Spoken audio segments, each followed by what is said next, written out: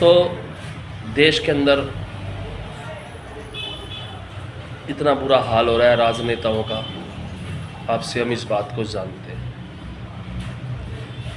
हर बड़ा नेता अपनी बात को रखने के लिए लोकसभा में या लोगों के समक्ष या प्रेस कॉन्फ्रेंस करके या कोई छोटी मोटी नुक्कड़ सभा करके या अपने निजी कार्यक्रम के अंदर या किसी समारोह के अंदर शामिल होते हैं तो मात्र अपनी झूठी वाई लूटने के लिए सिर्फ ये कहते हैं कि हमने केंद्र में मौजूदा सरकार के खिलाफ मोर्चा खोला हुआ है, कि वो देश के अंदर संकट लाने की अहम भूमिका उन्होंने निभाई है, जबकि देश बिल्कुल सही चल रहा था। प्रधानमंत्री को दोष दिया जाता है कि इस संकट लाने के अंदर आप स्वयं जिम्मेदार हैं। अरे दोस्तों, अगर संकट आ गया है तो एक दूसरे की टांग खींचने की बजाय इस समस्या का समाधान क्यों नहीं ढूंढते हम लोग भारत देश के वासी हैं। मान लो एक इंसान से गलती हुई, उसको आप बार बार परेशान करके क्या फ़ायदा मिलेगा आपको? कोई भी हो, चाहे मैं हूँ चाहे आप हो।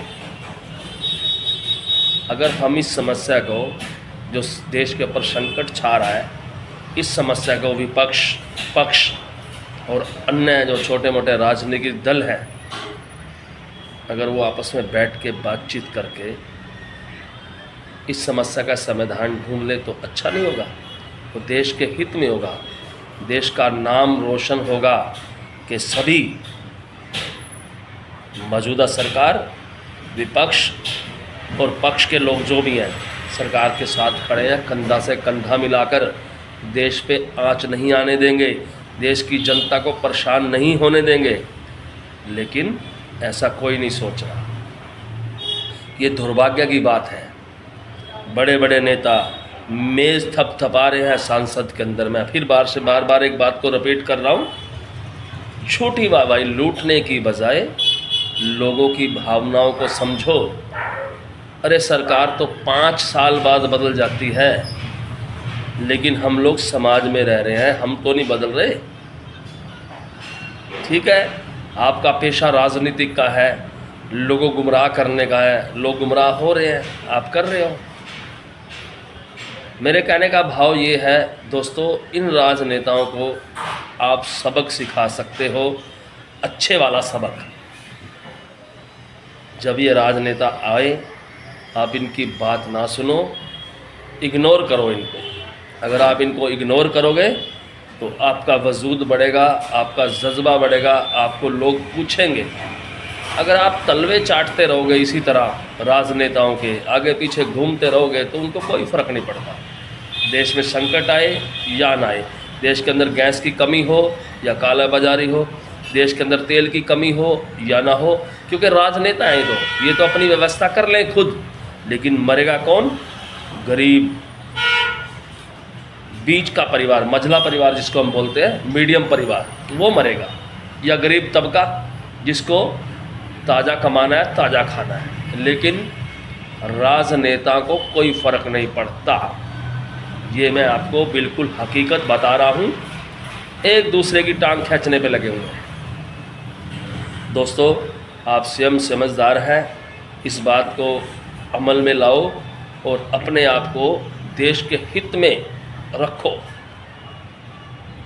गुमराह मत हो किसी राजनेता की बात में आकर। सभी देश की जनता को पता है, पूरे भारत को पता है कि ईरान इजराइल युद्ध, ज़बरदस्त युद्ध हो रहा है, कभी भी विश्व युद्ध हो सकता है, लेकिन समस्या का निदान कोई नहीं करवा रहा।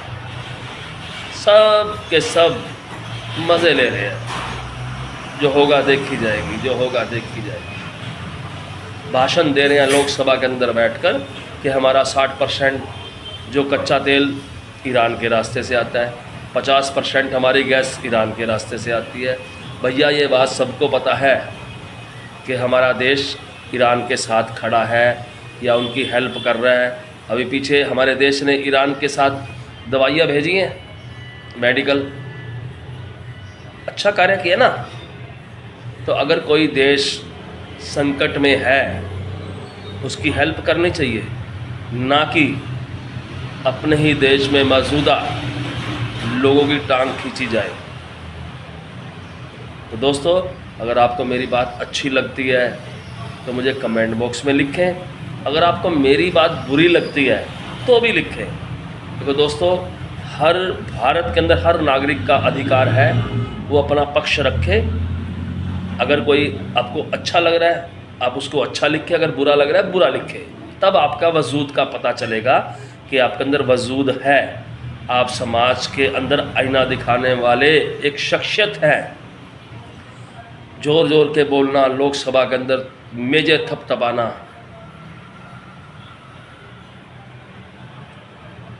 शोभा नहीं देता किसी भी राजनेता को। भाईचारा कायम करो, भाईचारे से रहो, देश के चलाओ, देश के हित में सोचो, ना कि राजनीतिक रोटियां सेको।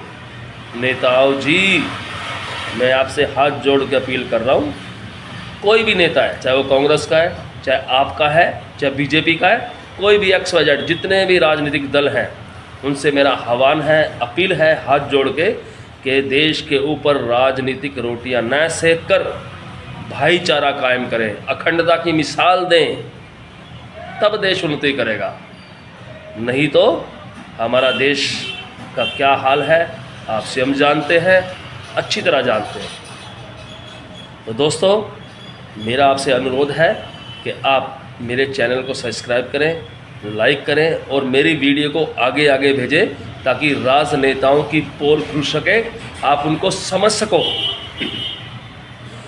अब नेता के लोग हम चमचागिरी करते हैं कि हमारा बेटा या हमारी बेटी या हमारी बहू नौकरी लगवा देंगे।